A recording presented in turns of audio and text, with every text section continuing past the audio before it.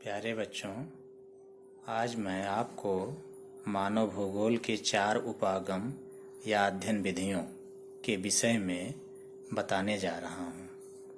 प्रथम उपागम है पारिस्थितिकी उपागम।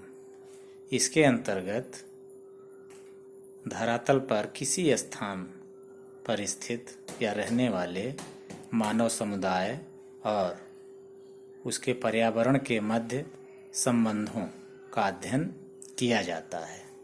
वास्तव में मानव भूगोल मानव पारिस्थितिकी का ही अध्ययन है, क्योंकि धरातल पर विभिन्न भागों में रहने वाले मानव समुदाय और उनके पर्यावरण के मध्य अंतर संबंध से उत्पन्न तत्वों का अध्ययन ही मानव भूगोल का मुख्य विषय है।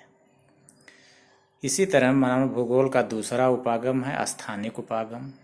इसमें धरातल के विभिन्न भागों में रहने वाले मानव समूह अपने पर्यावरण से किस प्रकार से संबंध स्थापित करते हैं और उसके परिणाम स्वरूप अपनी समाज और संस्कृति का किस प्रकार निर्माण करते हैं, यह भी मानव भूगोल के अध्ययन का मुख्य तत्व है।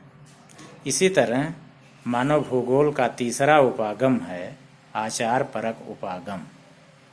इसके अंतर्गत यह माना जाता है कि मानव का अपने वातावरण से संबंध उसके आचार विचार पर निर्भर करता है।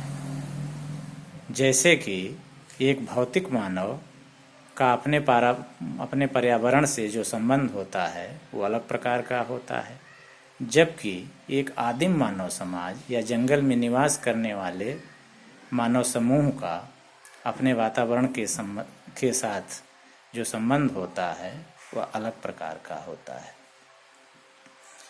भौतिक मानव अत्यधिक धन प्राप्ति का इच्छुक होता है और पर्यावरण का शोषण करके अपना जीवन स्तर ऊंचा करना चाहता है, जबकि आदिम मानव समाज अपने पर्यावरण से अपने खाने जीने की छोटी मोटी आवश्यकताएं ही पूरी करता है। इस प्रकार दोनों ही समाजों की सोच का अंतर उसके पर्यावरण के साथ संबंधों पर पड़ता है और मानव भूगोल में इन तथ्यों का अध्ययन किया जाता है। मानव भूगोल की चौथा उपागम है कल्याण परक उपागम। इसके अंतर्गत धरातल के विभिन्न भागों में रहने वाले मानव समुदाय का अधिकतम मानव कल्याण किस प्रकार हो का अध्ययन किया जाता है। इसमें यह भी देखा जाता है कि जो उत्पादन हो रहा है वह किनके द्वारा हो रहा है और उसका उपयोग कौन लोग कर रहे हैं।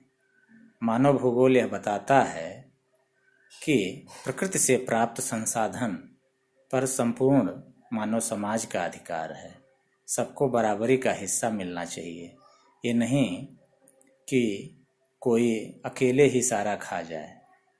इसलिए वर्तमान समय में भूगोल और मानव भूगोल का दृष्टिकोण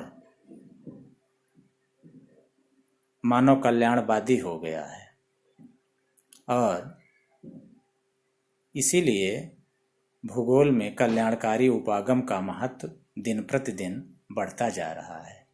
W.M. डेविस ने तो भूगोल को ही कल्याणकारी भूगोल के रूप में परिभाषित किया है और उन्होंने कहा है कि भूगोल का संबंध कौन क्या कहाँ और कैसे प्राप्त करता है के अध्ययन से संबंधित है। इस प्रकार संक्षेप में बच्चों, हमने आपको मानव भूगोल के 4 उपागमों पारिस्थितिकी उपागम, स्थानिक या क्षेत्रीय उपागम, आचार परक उपागम और कल्याणकारी उपागम के विषय में बताया। आप इनका अध्ययन करिए और